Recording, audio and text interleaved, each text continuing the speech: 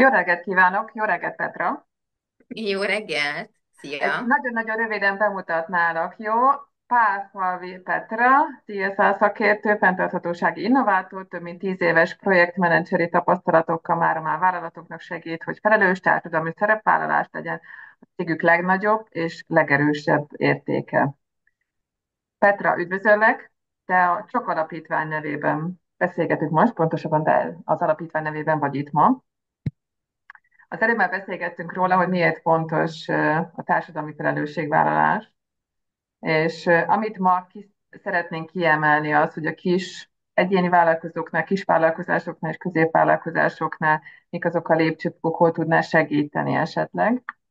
De át is adnám a szót, hogyha egy pár mondatba bemutatnád azt, hogy mi is az a társadalmi felelősségvállalás, hogyha valakinek ez olyan irányba mutass be, kérlek, hogy ne csak a nagyon nagyoknál, akiknél ismerjük, hogy igen, akkor kiállnak ez mellett, az mellett, amaz mellett, hanem hogy a kicsiknél mit jelenthet az az apróságoknál is. Én azt mondom, hogy mindenkinek a szívügyét kell először kikutatni. Tehát, hogy meg kell keresni minden vállalkozóba, akár egyéni vállalkozóba, hogy neki mi a szívügye. Mindenkinek szerintem van ilyen. És akkor az, hogy tudja beemelni a vállalatába. De itt akár egy nagyon egyszerű példa, ne használjunk feleslegesen névegykártyákat, mert ma már a mai világban nem biztos, hogy elérünk vele célt. Ne használjunk palackokat, hogyha nagy irodában dolgozunk, akár egy könyvelő irodánk van, akkor hozassunk egy nagy ballon forrásvizet, és akkor év elején akár minden munkavállalónak adhatunk egy motivációs kulacsot, és akkor ez már ugye valamilyen szinten a felelősségvállalás. És akkor erről mindig azt szoktam mondani, mert volt múltkor egy webinárunk, hogyha nem hallanak és nem látják ezt a partnereid, és nem látják az új emberek, vásárlóit, szolgáltató, akkor nem fogják, ugye ezzel nem fognak tudni azonosulni. Viszont ez egy olyan szemlélet, amivel olyan értéket tud adni a cég saját magának, a brandjének, amivel hatalmas előnyökre tehet szert. És erre olyan kutatások vannak, hogy például még arra is képesek vagyunk, még Magyarországon is, hogy 20%-kal többet fizessünk egy olyan termékért, ami láthatóan kommunikálja a fenntarthatóságot, vagy törekszik ugye arra, hogy bármilyen felelősséget vállaljon, például egy-egy óvodának támogatásul ad összegeket, és ezt mindenki saját maga dönti el, hogy hol szeretne ugye ebbe bekapcsolódni. Tehát, hogy ez egy akkora széles és egy akkora kreatív piac, ami tényleg egy aranybánya lehet egy cég vezetőnek, hogyha ezt ő nagyon-nagyon szépen elkezdi kommunikálni. De ha nem halljuk, akkor ugye nem fogja tudni a szolgáltató, vagy ugye maga a partner sem, és akkor ugye nem fogja látni azt, hogy ő miben törekszik, vagy mire törekszik. Az elején, amikor még beszélgettünk a videó nélkül, a felvétel előtt, akkor elmesélted, hogy te a nulladik foka vagy a társadalmi felelősségvállalásnál egy cégnél, mert azok, akiknek még nem tudják, hogy hova menjenek, pont ők fordulnak hozzád. Hogy néz ki ez? Tehát, hogy kell tudnom, hogy Igen. mit szeretnék, vagy nulladik tényleg az, hogy oké, akkor holnaptól megpróbálok akkor én is adni valamit vissza. Igen, általában ugye azért egy nagyon jó beszélgetéssel kezdődik, és akkor például akkor mondok egy nagyon jó példát.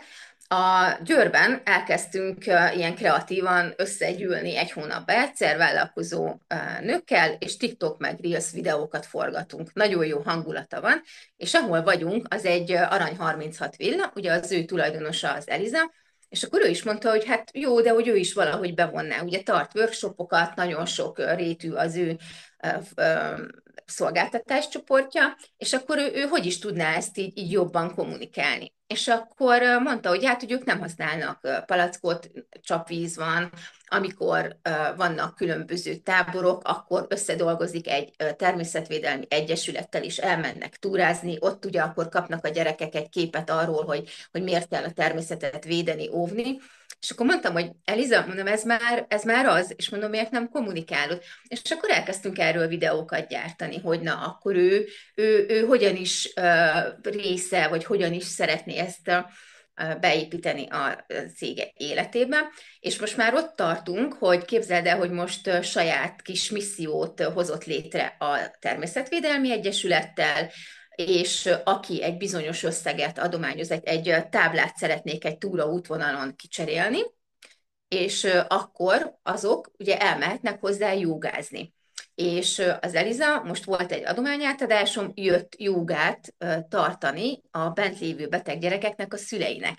És ez egy hónapja ismerkedtem meg az Elizával, és már 4-5 fronton indult el ez a CSR-nak a kis csápjai, és tényleg látszik, hogy Petra, ebbe is be tudok kapcsolódni, abba is be tudok kapcsolódni, mert átállt egy kicsit az ő buksja is arra, hogy egyébként ez egy nagyon jó dolog, és most olyan embereket tud bevonzani a jóga termébe új,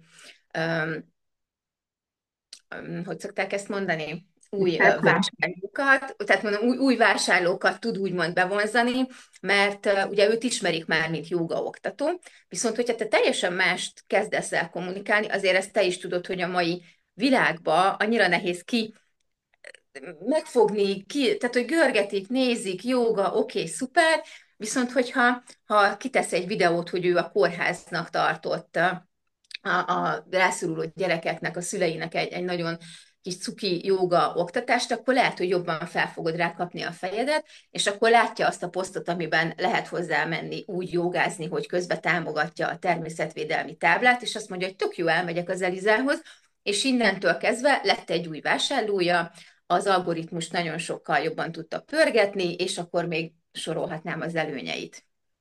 Most fel fogok tenni neked egy furcsa kérdést, ami lehet, hogy neked elsőre furcsa lesz, de nekem, ahogy így beszéltél, és nyilván a mompreneurs is nők vannak, akiknek gyerekek vannak otthon, akik ide-oda, amoda mennek. Időben mi az, amit érdemes belefektetni, és mi az, amikor az embernek még várnia kellene? Van-e olyan egyáltalán, hogy arra szeretnék kiukadni, hogy ha lehet, akkor ne ijedjenek meg attól, tehát nem kell ezt minden nap bevonni a mindennapokba, hanem gondolom ez, ugye? Nem, tehát ezt úgy képzeld el, hogy ha te ezt stratégiaként beépíted a vállalkozásodba, akkor pénzt fog neked termelni, úgy, hogy időt spórolsz vele. Tehát, hogyha te ezt stratégiailag nagyon szépen felépíted, akkor neked emelkedni fog a profitod, és közben meg nem kell neked annyi időt belefetszölni. Mert egy szemléletet közvetítesz, és mivel, hogyha neked dolgozik ez a szemlélet, akkor, akkor neked időd marad a gyerekedre, a családodra. Mert nem kell 5 posztot beidőzítened, mert az egy poszt, ami tényleg új vásárlókat szólít meg, és irányít hozzád, ezt hogy múltkor annyira jól megfogalmaztam, hogy ez egy új piaci szegmenshez tud téged beszippantani, tehát be tudod szippantani azokat az embereket, akik egyébként lehet, hogy átpörgetnek rajtad, vagy pedig ugye azokat a vásárlókat, akik már vásároltak tőled, meg tudod győzni arról, hogy még egyszer vásároljanak, vagy téged válasszanak szolgáltatóként. Mit mond ez azoknak, akik azt mondják, hogy jó, jó, jó, én csinálom, de én nem azért csinálom, hogy nekem több vásárlóm legyen, hanem én azért csinálom, hogy az nekem jó legyen, mert engem az feltölt, mert nekem az jól esik, és hogyha kommunikálom, akkor azt gondolhatják rólam, én azt gondolom magamról, hogy, hogy azt csak mind azért csinálom, hogy kimutassam a nagyvilágba. Erre egy annyira jó sztorim van. Én ezt a maci sztorit szoktam mindig elmondani. Tehát elmegyek egy gyerek otthonba, mert volt egy macim, és odaadom egy gyereknek. De látom, hogy van mellette 10 gyerek, aki ugyanígy szeretne macit. És nagyon jó, hogy ennek az egynek tudtam adni egy macit, és csendben maradok. Hazamegyek, és feltöltöttem azzal, hogy jaj, de jó, mert odaadtam egy macit. De hogyha én ezt kiposztolom, vagy beszélek róla, nem, nem úgy, ahogy nagyon sok cég kommunikál, hanem tényleg szívből jövően, nem felhasználva a gyerekek rászorultságát vagy betegségét, nem szánalmat keltve akarod ezt kommunikálni, hanem pozitívan, inspirálóan, azt, hogy neked mit adott ez az egész történet, és te mit kaptál ettől a gyerektől, ettől a családtól, akit meglátogattál, akkor biztos leszek benne, hogy lesz egy olyan ember a környezetedben, aki azt mondja, hogy fú, Erika, figyelj, hova vihetem, mert nekem is van egy másik macim, meg a szomszéd is szeretné elvinni a macit. És amikor legközelebb mentek, akkor már 3 maci lesz, vagy akár oda tudjátok adni az összes 10 gyerkőcnek a macit, és egy szoba lesz tele mosolygós gyerekekkel. Akkor megéri csendben maradni? Akkor én lefordítanám röviden talán az én gondolataimra, és akkor azt mondanám, hogy egy vállalkozó mindig vagy a termékét, vagy a szolgáltatását azért értékesíti, mert azt szeretné mondani vele, azt szeretné adni, hogy ez egy nagyon jó termék, amit érdemes megvenni, vagy érdemes kifizetni azt a szolgáltatást. Tehát, hogy azt is kommunikáljuk vele. Ha ugyanígy azt mondjuk, hogy szeretnénk adni, akkor azt is ugyanúgy ki kell kommunikálni, mert szeretnénk minél többet adni, mert az egy annyira jó érzés adni, és azt is ugyanúgy kell kommunikálni, mint a saját termékünket vagy szolgáltatásunkat. Pontosan, tehát a CSR az a vállalkozásodnak a legnagyobb brand értéke, brand teremtője lehet. Mert ugye nagyon sok brand növelő dolog van a vállalkozásunkban, és a CSR, én azt mondom, hogy a leges-leges legértékteremtőbb. Mert ezzel egy olyan, tehát erre, ha kell, majd erről beszélhetünk később, hogy olyan adatokat tudok mondani ezzel kapcsolatban, hogy ha csak lecseréled a környezetbarát csomagolást, hogyha ilyen kis pici dolgok, például múltkor én rendeltem egy új, már nem is tudom milyen étrend kiegészítőt, ilyen kollagén ital volt, és megmondom őszintén, nagyon szép volt a csomagolás. Tetszett az, hogy ugye rá volt írva, hogy újrahasznosított papírt használnak, és ahogy kinyitottam, volt benne egy plecsni, hogy ezt a terméket Gábor csomagolta. És tudom, hogy ugye ez a cég hátrányos helyzetű embereket foglalkoztat. És olyan szívmelengető volt, és tudtam kapcsolódni azzal, és így megszólalt bennem, hogy de jó, hogy olyan nem volt olyan személytelen, mint amikor kapsz a postáról egy postát, kicsomagolod, vagy ilyen pukifóliába, és ezek is olyan kis pici dolgok, hogy veszel egy pecsétet, és belenyomod azt, hogy ma Erika csomagolta neked a csomagolást. És hogyha még mellé teszed, hogy Erika egyébként egy 3 gyermekes édesanyja, aki a 3 gyermekét egyedül neveli, tehát hogy akkor sztorit vagy bármit ugye mellé teszel, vagy ezt ugye a social media felületeiden, weboldalon kommunikálod, akkor ugye ez PR szempontból, weboldal szempontból, SEO szempontból, minden szempontból egy pozitív dolog. És amikor ott lesz a vásárló, hogy hoppá, nekem kellene egy kollagén, akkor eszembe jut, hogy hoppá, annál a cégnél fogok vásárolni, mert ők olyan emberekkel foglalkoznak, és ők kommunikálják, de ha te csendben maradsz, és én nem tudtam volna, hogy ők ilyen formában ezt felvállalják, és segítik a társadalomnak ezt a részét, akkor én oda megyek a gyógyszertárba, vagy a patikába, vagy tök mindegy, és leveszem az első kollagént, amit szeretnék. Nagyon-nagyon jó példa. Egy kicsit még két kérdésem lenne, hogy ne legyen nagyon hosszú, hogy meg is hallgassatok bennünket.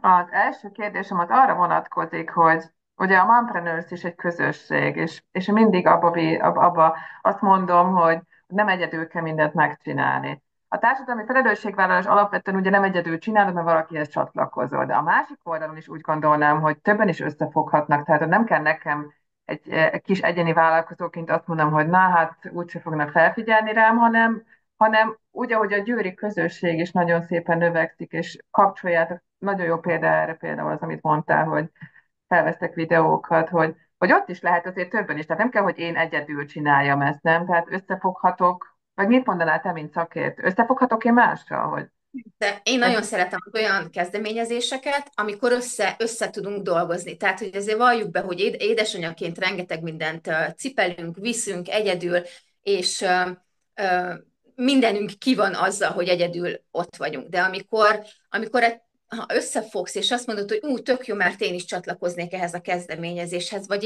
én is, és mindenki hozzáteszi azt a kis pici kreativitását, azt a pici kis lendületét, akkor ez a pici egyéni vállalkozói csapat, akár 5-6-3-10 főből hatalmas missziókat tud létrehozni, és akkor ott vagy, hogy nem vagy egyedül benne, és nem nyomaszt még egy teher, hogy a sok lista, amit neked egyedül meg kell csinálnod, mert ma már ugye mindent mit csinálunk, és akkor még ezt is én csináljam. És ugye ezeket is ki lehet találni. Tehát, hogyha neked is itt egy akkora közösség, és a közösségnek ha te is gondolom kiteszel egy olyan posztot, hogy most, hogy ezt vagy ezt a célt szeretnétek kitűzni, akkor rögtön lesznek ilyen bombázva téged, hogy ú, tök jó, én ezt tudok hozzátenni, én azt tudok hozzátenni, és azon kapod magad, hogy hoppá, összeállt egy misszió, és nem egyedül mész oda egy macival, hanem oda mész 100 macival, plusz még akkor lesz mellette egy nagyon sok más olyan dolog, és akkor egy hatalmas CSR